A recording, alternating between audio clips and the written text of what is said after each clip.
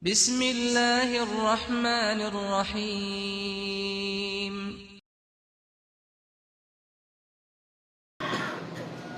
إن الحمد لله نحمده ونستعينه ونستغفره ونعوذ بالله من شرور أنفسنا وسيئات أعمالنا من يهده الله فلا مضل له ومن يضلل فلا هادي له أشهد أن لا إله إلا الله وحده لا شريك له وأشهد أن محمدا عبده ورسوله يا أيها الذين آمنوا اتقوا الله حق تقاته ولا تموتن إلا وأنتم مسلمون يا أيها الناس اتقوا ربكم الذي خلقكم من نفس واحدة وخلق منها زوجها وبث منهما رجالا كثيرا ونساء واتقوا الله الذي تساءلون به والأرحام إن الله كان عليكم رقيبا يا أيها الذين آمنوا اتقوا الله وقولوا قولا سديدا يصلح لكم أعمالكم ويغفر لكم ذنوبكم ومن يطع الله ورسوله فقد فاز فوزا عظيما أما بعد فإن أصدق الحديث كتاب الله وخير الهدي هدي محمد صلى الله عليه وسلم وشر الأمور محدثاتها وكل محدثة بدعة وكل بدعة ضلالة وكل ضلالة في النار أيها المسلمون إني أوصيكم ونفسي بتقوى الله فقد فاز من اتقى في الدنيا والآخرة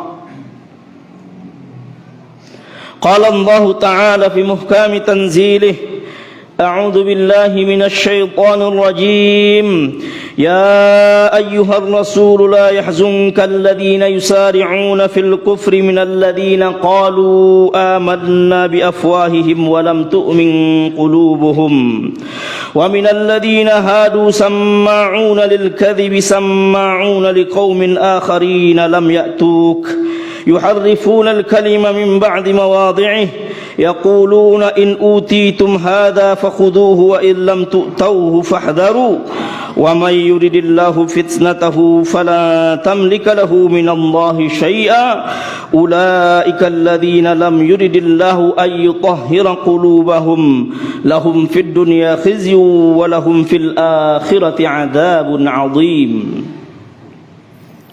Jamaah kaum muslimin, sidang salat Jumat yang semoga dimuliakan Allah Subhanahu wa taala.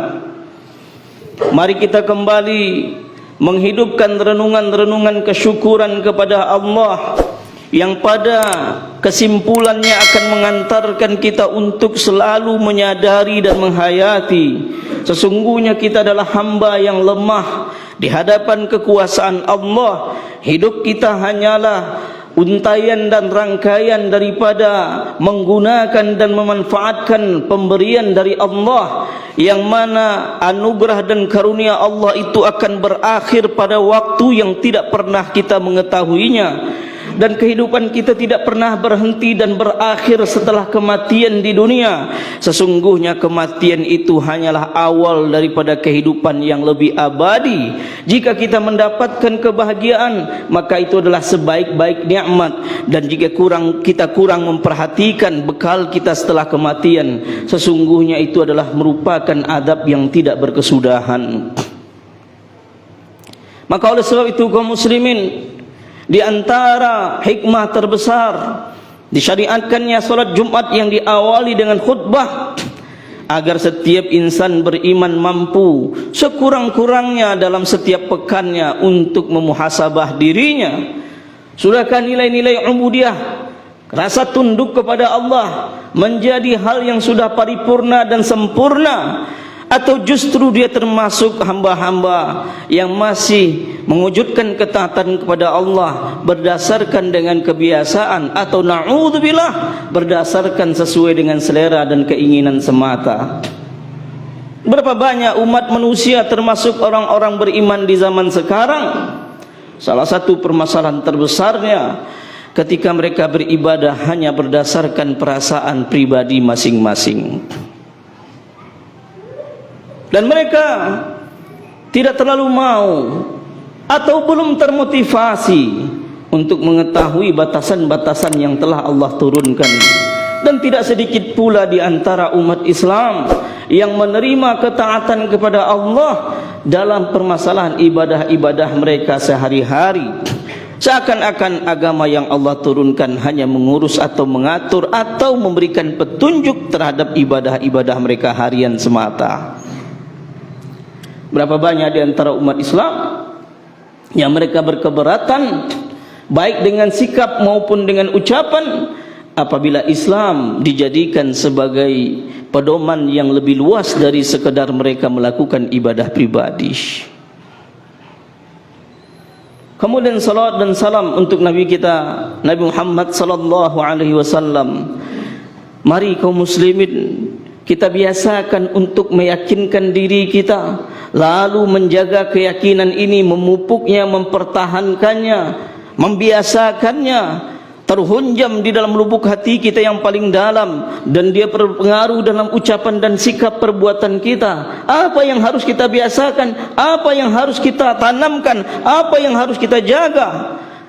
Sebuah kesimpulan bahwa manusia yang paling sempurna dalam menjalankan Islam, manusia yang paling sempurna dalam memahami Islam, manusia yang paling sempurna dalam mendakwahkan Islam, manusia yang paling sempurna dalam memperjuangkan dan menegakkan Islam adalah Nabi Muhammad sallallahu alaihi wasallam, yang diikuti oleh para sahabat beliau Abu Bakar, Umar, Uthman, Ali, Talha, Zubair, dan deretan para nama sahabat lainnya yang mereka merupakan khairun nas ba'da anbiya'i wal mursalin, sebaik-baik manusia setelah para nabi dan para rasul. Bahwa kalau kita ingin memahami dan menjalankan Islam dengan baik, dengan sempurna, maka konsep sederhana yang harus kita sepakati adalah kembali dengan setulus dan sejujur mungkin kepada Islam yang telah dipahami dan diamalkan oleh Rasulullah sallallahu alaihi wasallam. Walaupun kita hidup dengan rentang waktu yang cukup panjang daripada hidupnya Rasulullah sallallahu alaihi wasallam, meskipun petunjuk yang disampaikan oleh Rasulullah masih kekal abadi sampai detik sekarang, Al-Quran masih tetap ada tanpa ada perubahan, betapa banyak sunnah-sunnah Rasulullah juga sampai kepada kita. Tapi salah satu tantangan terbesar terkhusus bagi umat Islam di zaman sekarang adalah kaum muslimin. Ketika Islam yang sampai kepada mereka itu tidaklah utuh, mungkin berbagai macam penyebabnya, baik sebab pendidikan, munculnya berbagai macam sekte-sekte dakwah, barangkali juga munculnya pemahaman-pemahaman yang tidak berakar kepada keutuhan Islam.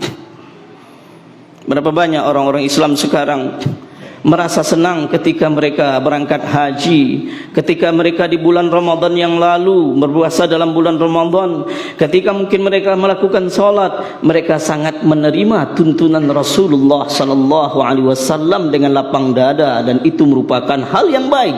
Tetapi orang yang sama kadang-kadang mereka merasa keberatan ketika masalah kepemimpinan dibicarakan di atas mimbar dengan alasan tidak boleh bercerita politik di atas mimbar. Tidakkah kita menyadari bahwa masalah kepemimpinan yang disebut oleh orang zaman sekarang dengan istilah masalah politik sesungguhnya bagian yang tidak terpisahkan daripada keutuhan Islam yang diajarkan oleh Rasulullah, merupakan bagian yang menjadi titik penting daripada ajaran Rasulullah. Dan ini dibuktikan oleh para sahabat selesai atau setelah Rasulullah wafat. Syariat yang mereka jaga pertama kali adalah menjaga kepemimpinan di tengah-tengah umat Islam, agar jangan sampai kepemimpinan itu justru merugikan umat Islam. Tapi di saat pemikiran kaum penjajah diadopsi oleh kebanyakan kaum muslimin, bukankah orang Belanda yang mengajarkan pertama kali kepada kita orang Islam di Indonesia, jangan campur adukan antara agama dengan politik? Ucapan ini adalah ucapan yang pertama kali diucapkan oleh Belanda. Berapa banyak tulisan-tulisan yang menyampaikan Snokhoranye, salah satu pemikir Islam yang pura-pura masuk Islam, sebenarnya dia berkebangsaan Belanda, bahkan sampai belajar ke Tanah Suci. Tujuannya tidak lain dan tidak bukan bagaimana bisa memberikan, setelah dia mendapatkan gelar sebagai orang yang cendekia di tengah-tengah umat Islam, tugasnya adalah membuat opini-opini yang keliru, yang intinya jangan sampai umat Islam merasa keberadaan Belanda itu menjadi ancaman dalam mereka menjalankan agama. Makanya khatib sering mengingatkan kita, bukankah masjid dibangun di zaman Belanda? Bukankah orang-orang Islam juga berangkat haji di zaman Belanda? Bukankah orang Islam juga belajar kitab kuning di zaman Belanda? Bukankah orang Islam juga berpuasa dan tarawih di zaman Belanda? Semuanya dijalankan karena Belanda mengerti kalau Islam yang dijalankan kaum muslimin hanya fokus kepada ketaatan pribadi, maka itu tidak akan bermasalah. Tetapi ketika kaum muslimin menyadari keutuhan Islamnya, bahwa kepemimpinan tidak boleh dipegang oleh orang yang tidak berfikir untuk Islam, ketika itu sesungguhnya menjadi ancaman bagi mereka. Tapi aneh bin ajaib, sampai detik sekarang masih sering kita mendengar bahwa seakan-akan berbicara tentang kepemimpinan itu merupakan hal yang tidak boleh. Yang lebih parahnya ketika ada di antara orang yang Allah berikan ilmu syar'i juga mengucapkan hal yang sama. Tapi kaum muslimin, khatib hanya mengambil sepotong daripada realita kita. Sampai kapan realita ketidakutuhan ini kita wariskan kepada anak generasi kita? Ataukah di saat ini kita mampu menyadarkan diri, kami tidak lain dan tidak bukan membicarakan ini hanya dengan niat untuk mewujudkan ketundukan yang utuh kepada Allah dan untuk mewujudkan tauladan yang sempurna kepada Rasulullah. Ketika Allah memberikan perhatian dalam belasan ayat dalam surat yang berbeda tentang kepemimpinan, ketika Rasulullah SAW memberikan perhatian yang besar, kami orang beriman selayaknya juga memberikan perhatian yang besar, walaupun barangkali bukan dengan konsep ideal menghadapi realita yang ada di tengah-tengah umat di zaman sekarang. Kaum muslimin, sidang salat Jumat akramakumullah, di antara petunjuk Al-Quran yang khatib bacakan tadi dan layak menjadi renungan kita adalah firman Allah Subhanahu wa taala di dalam surat Al-Maidah ayat ke-41. Walaupun ayat ini bersambung terus sampai kepada ayat 47, ada kaitannya, tapi mari kita mendengar. Ada syariat yang Allah turunkan kepada Nabi Muhammad SAW, dan ulama sepakat mengatakan, baik ulama tafsir maupun ulama usul fikih maupun ulama syariat sepakat mengatakan, setiap khitab, setiap ucapan yang dialamatkan kepada Nabi Muhammad SAW di dalam Al-Quran, maka ucapan itu juga berlaku bagi umat yang mengaku sebagai pengikut Rasulullah SAW. Khitabun lin Nabi huwa khitabun li ummatih. Allah Subhanahu wa taala menyampaikan salah satu potret kenyataan yang pernah ada di tengah-tengah kehidupan Rasulullah sallallahu alaihi wasallam. Wahai Rasul, wahai Muhammad Rasulullah, janganlah membuat engkau sedih, janganlah orang-orang yang bersegera atau bergegas dalam kekafiran membuat engkau sedih. Dari kalangan orang-orang yang mengatakan kami telah beriman dengan mulut mereka sementara hati mereka belum beriman. Dan di antara kalangan orang-orang Yahudi, mereka lebih suka mendengarkan kedustaan dan lebih senang mendengarkan ucapan, pandangan, pendapat kaum-kaum lain yang tidak pernah datang kepadamu. Mereka mentahrif, mereka merubah Firman-firman Allah dari sebagian tempatnya, mereka mengatakan, jika kalian diberikan tentang ini maka ambillah, dan jika kalian tidak diberikan tentangnya maka berhati-hatilah. Barang siapa yang Allah kehendaki fitnahnya, mengujinya, mengadabnya, maka sesungguhnya, maka tidak sekali-kali engkau tidak akan mampu memiliki sesuatu pun dari Allah. Mereka itulah orang-orang yang tidak Allah kehendaki bahwa Allah mensucikan hati mereka, untuk mereka di dunia kehinaan dan di akhirat mereka mendapatkan azab yang besar. Kaum muslimin sidang salat Jumat akramakumullah, setidaknya ada beberapa hal yang Allah singgung di dalam surat Al-Maidah. Benar, ini adalah peristiwa yang terjadi di zaman Rasulullah. Ibnu Katsir dan juga Ibnu Jarir At-Tabari menyampaikan dalam penafsirannya, di antara asbabun nuzul ayat ini setidaknya meliputi ada dari kalangan sahabat Rasulullah, atau mungkin dari kalangan orang-orang Yahudi yang berpura-pura menampakkan keimanannya. Penyakit pertama yang mereka lakukan, sehingga Allah sebut mereka yusari'una fil kufur, mereka bergegas dan bersegera dalam kekafiran. Di antara sebab nuzulnya adalah ketika mereka berusaha menanyakan sebuah kesimpulan hukum kepada Rasulullah sallallahu alaihi wasallam, dan ini diterangkan di dalam baris berikutnya dalam ayat.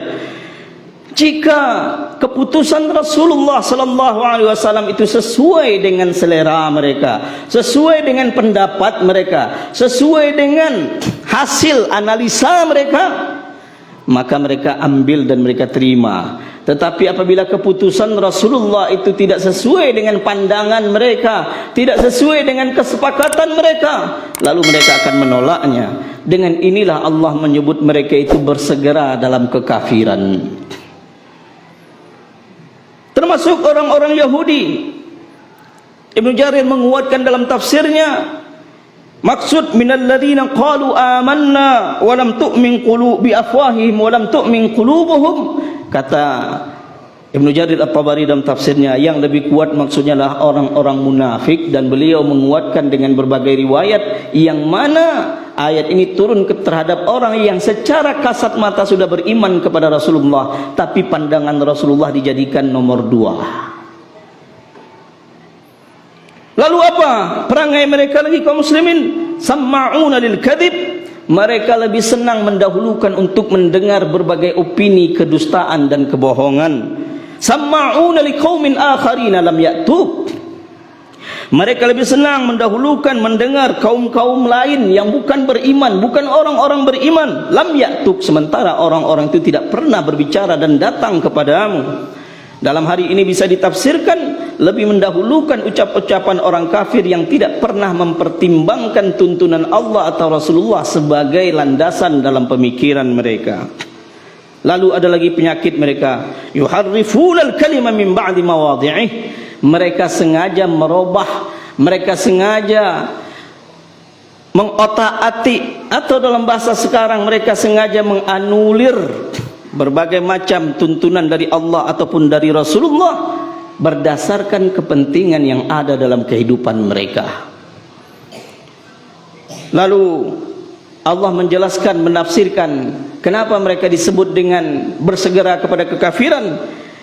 Mereka mengatakan kepada orang-orang yang ada di sekitarnya, jika hukum Muhammad yang Muhammad sampaikan itu seperti yang kita sepakati ini, maka ambillah. Jika engkau tidak diberikan keputusan seperti ini, maka berhati-hatilah atau tolaklah kesimpulan itu.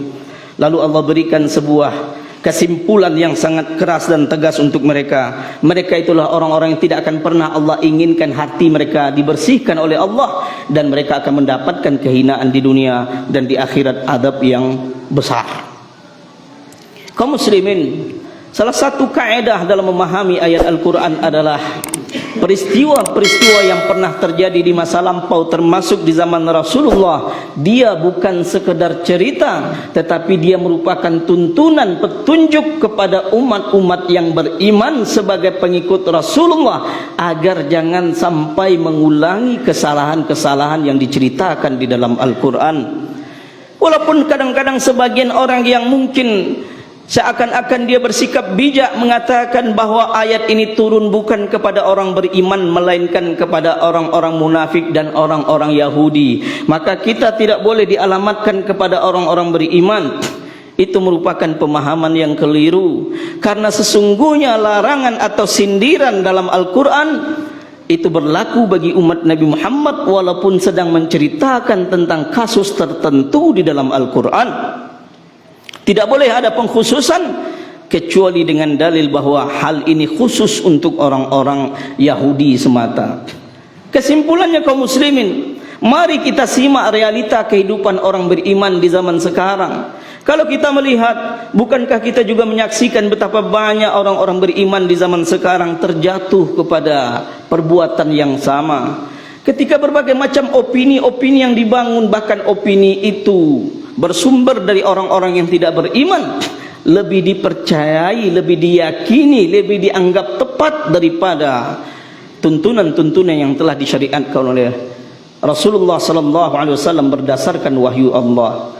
Dan sebagai contoh sederhana kaum muslimin, dan khatib berserah diri kepada Allah mengingatkan, ada sebuah, walaupun ini bukan sekarang saja, sudah sejak beberapa lama, tetapi dia berjalan cukup lama sampai detik sekarang ini semakin dekat dan semakin dekat untuk diterapkan. Apa yang mereka sebut dengan istilah moderasi beragama. Mungkin sebagian kita mendengarnya dan sebagian kita belum mendengarnya. Barangkali ada di sebagian kita yang sudah merasakan dampaknya, barangkali belum ada di antara sebagian kita. Mereka menyebutnya adanya perlu penyampaian sebuah konsep yang disebut dengan istilah moderasi beragama, yang didukung dengan pilar-pilar yang sangat baik. Secara umum khatib ingin menyampaikan, apabila moderasi beragama ini sudah ada ajarannya di dalam Al-Quran atau ada ajarannya di dalam sunnah Rasulullah sallallahu alaihi wasallam, maka kita tidak butuh untuk menyebutkan teori baru, melainkan kita menyampaikan ayat-ayat Al-Quran atau petunjuk Rasulullah. Maka kita tidak butuh kepada teori baru. Namun apabila teori ini seakan-akan begitulah indikasinya, mengedit atau menganulir ketentuan-ketentuan yang telah Allah turunkan, ketentuan-ketentuan yang telah diajarkan oleh Rasulullah, maka disitulah keimanan kita akan diuji. Akankah kita seperti yang Allah singgung terhadap orang-orang munafik atau orang-orang dari kalangan Yahudi yang lebih mempercayai konsep manusia yang bukan Nabi dan bukan Rasul? Atau justru keimanan kita tetap mengatakan selama petunjuk Allah dan Rasul itu benar dan terbukti ada, maka tidak satupun yang bisa mengeditnya, walaupun satu bangsa sepakat untuk mengeditnya. Apa yang mereka sebut? Setidaknya ada 4 pilar besar yang mereka jadikan sebagai pilar utama dalam menjalankan atau mensosialisasikan yang mereka sebut dengan istilah moderasi beragama. Pertama, mereka mengatakan dengan istilah komitmen kebangsaan, artinya bagaimana orang yang mungkin bisa hidup tinggal di bangsa ini, di negara ini, memiliki komitmen kebangsaan. Salah satu yang mereka jadikan pilar adalah menjadikan Indonesia ini dijaga di atas segala-galanya, bahwa kita orang Indonesia harus menjaga kesatuan Republik Indonesia ini. Bahkan aneh bin ajaibnya kaum muslimin, beberapa tulisan yang khatib baca tentang pembelaan terhadap moderasi beragama ini, lebih banyak konsep ini diarahkan kepada umat Islam. Seakan-akan umat Islam yang ada di negeri ini perlu diajarkan untuk menjaga NKRI ini. Seakan-akan kalau tidak dimunculkan konsep ini, umat Islam berpotensi untuk memecah belah dan mencabik-cabik negara ini. Padahal sejarah membuktikan, setidaknya sejak zaman perjuangan sampai detik ini, khatib berani menyampaikan dengan sepenuh mulut, kalaulah bukan karena mayoritas orang Islam tidak akan ada NKRI ini. Yang mayoritas memperjuangkan kemerdekaan ini siapa? Yang menjadi founding father dalam kebangsaan, mendirikan bangsa ini siapa? Dan yang menjadi pengisi daripada pembangunan bangsa ini siapa? Kalau bukan umat Islam. Lalu kenapa posisi umat Islam seakan-akan menjadi posisi tertuduh? yang kedua mereka sebut dengan istilah toleransi. Toleransi adalah ucapan, merupakan sikap yang diajarkan di dalam Al-Quran dan juga petunjuk Rasulullah. Kalau toleransi yang mereka maksud adalah bagaimana kita menjalankan jaminan kebebasan untuk orang-orang yang tidak beragama Islam untuk menjalankan keyakinannya, maka itulah toleransi yang ada di dalam Al-Quran. Lakum dinukum waliyadin, bahwa mereka boleh menjalankan syariat atau keyakinan mereka tanpa kita ganggu. Tetapi fatalnya toleransi yang dimaksudkan, sebagaimana yang tulisan yang barusan khatib baca sekalipun, dan ini situs resmi daripada pemerintahan, puncak dari toleransi adalah ketika umat Islam mampu ikut merayakan Natal bersama. Puncak dari toleransi ketika umat Hindu mampu juga ikut bersama dalam Idul Fitri dan Idul Adha. Inilah yang ingin mereka bayangkan tentang toleransi. Bahkan khatib mendapatkan informasi semoga tidak jadi dijalankan. Sudah disiapkan batik yang bercorak gambar seluruh rumah ibadah yang ada di dalam agama yang ada di dalam Indonesia agar dijadikan seragam wajib dalam salah satu instansi, sebagai simbol untuk memperjuangkan atau menghidupkan yang mereka sebut dengan istilah moderasi beragama. Khatib ingin menyampaikan bahwa toleransi merupakan ajaran yang diajarkan oleh Allah dan Rasulullah, dan tidak layak orang beriman mengedit ke pengertian dan kesimpulan toleransi yang telah Allah turunkan atau diajarkan oleh Rasulullah. Walaupun khatib sampaikan maupun seluruh dunia ini menginginkan adanya editan dalam konsep toleransi, keimanan kita mengatakan alfu marrah kallah, 1000 kali tidak sama sekali, bahwa kami sudah diajarkan toleransi dan kami akan berpegang dengan toleransi yang telah Allah turunkan dan Rasulullah ajarkan. Walaupun fakta juga membuktikan di mana umat Islam yang mayoritas orang-orang yang tidak beragama Islam pasti dia bisa menjalankan ketentraman dalam melaksanakan keyakinan mereka dan bukan sebaliknya.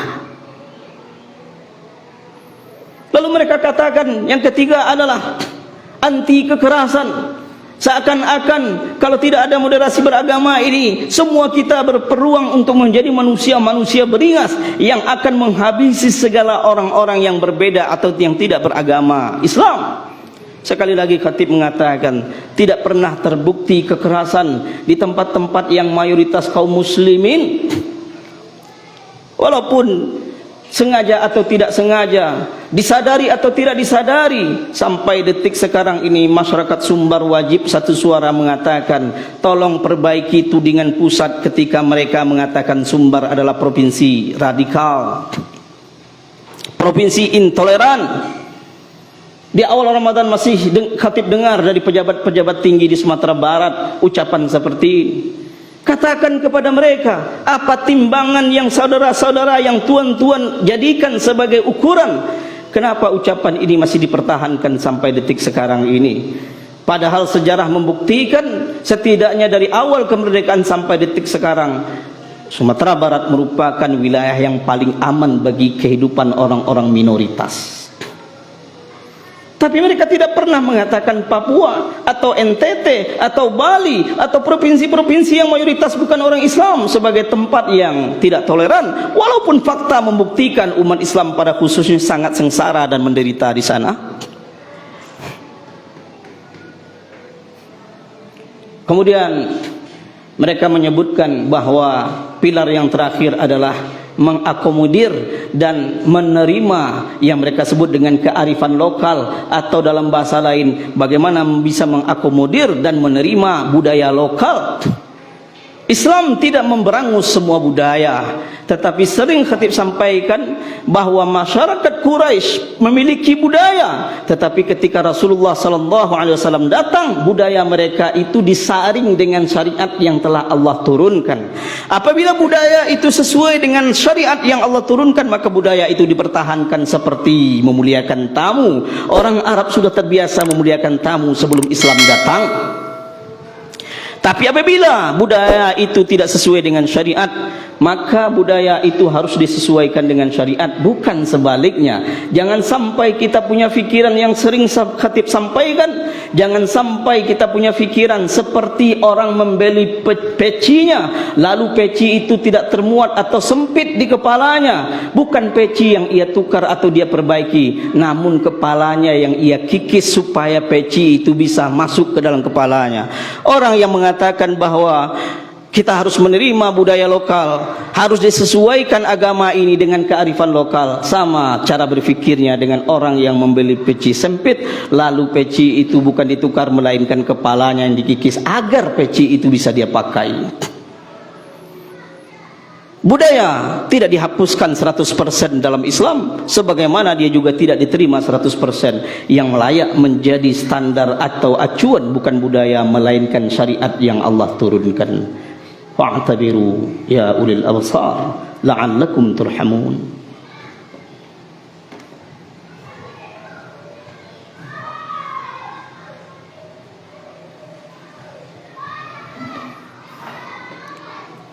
Alhamdulillahi rabbil alamin, wassalatu wassalamu ala khatamil anbiya'i wal mursalin wa ala alihi wa sahbihi wa man tabi'ahu bi ihsanin ila yaumiddin. Ya ayyuhalladzina amanu taqullaha haqqa tuqatih wa la tamutunna illa wa antum muslimun. Sebagai kesimpulan di khutbah yang kedua ini, kaum muslimin, khatib menyeru kita, baik khatib yang berbicara maupun kita yang mendengar, dalam menghadapi kondisi-kondisi seperti ini, yang paling kita butuhkan adalah menghidupkan jiwa dan rasa ketundukan kepada Allah di atas segala-galanya. Kita tidak sedang bermusuhan dengan siapapun, tetapi kita sedang mewujudkan ketaatan kepada Allah. Apabila ketundukan kepada Allah itu disalahpahami oleh sebagian orang yang menganggap kita sengaja memusuhinya, maka hanya kepada Allah kita bertawakal, karena kita yakin kematian kita itu akan datang, dan yang akan menyelamatkan kita bukan opini mengikuti kebanyakan, melainkan ketaatan yang sesuai dengan petunjuk Allah dan Rasulullah. Jangan sampai kita mendahulukan pujian atau mungkin pengakuan daripada manusia. Dalam waktu yang sama sesungguhnya kita sedang membelakangi Allah dan Rasulnya. Seburuk-buruk sikap dan seburuk-buruk keputusan yang seperti itu. Inna Allah wa malaikatahu yusalluna ala nabi ya ayyuhalladzina amanu sallu alaihi wa sallimu taslima. Allahumma salli ala Muhammad wa ala ali Muhammad كما صليت على إبراهيم وعلى آل إبراهيم إنك حميد مجيد. اللهم بارك على محمد وعلى آل محمد كما باركت على إبراهيم وعلى آل إبراهيم إنك حميد مجيد. اللهم اغفر لنا ذنوبنا وكفر عنا سيئاتنا وتوفنا مع الأبرار. ربنا ظلمنا أنفسنا وإن لم تغفر لنا وترحمنا لنكونن من الخاسرين. اللهم اغفر للمسلمين والمسلمات والمؤمنين والمؤمنات الأحياء منهم والأموات إنك سميع مجيب الدعوات. اللهم اغفر لنا ذنوبنا وكفر عنا سيئاتنا وتوفنا مع الأبرار. ربنا آتنا في الدنيا حسنة وفي الآخرة حسنة وقنا عذاب النار. إن الله يأمركم بالعدل والإحسان وإيتاء ذي القربى وينهى عن الفحشاء والمنكر والبغي يعظكم لعلكم تذكرون. اذكروا الله يذكركم ولذكر الله أكبر. أقيموا الصلاة إن الصلاة كانت على المؤمنين كتابا موقوتا. شكرا يا ربي شكرا هديت قلبي شكرا.